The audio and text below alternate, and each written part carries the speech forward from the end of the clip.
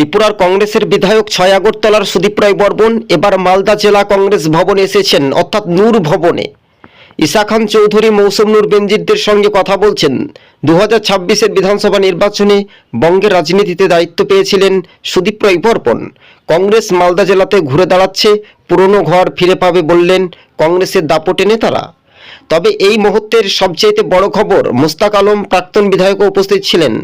রাজ্য রাজনীতিতেই 2026-এর বিধানসভা ভোটকে সামনে রেখেই কংগ্রেসের এবার নির্বাচনী ভোট প্রচার একেবারে রীতিমতো শুরু হয়েছে মালদা জেলাতে।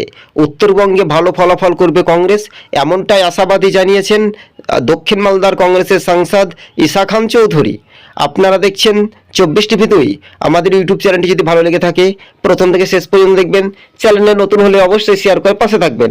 আপনাদেরকে আরও একবার জানিয়ে রাখি, ফের শাসক দলকে হারানোর টার্গেট এবার মালদা জেলা থেকে কংগ্রেসের একটা বড় চমক।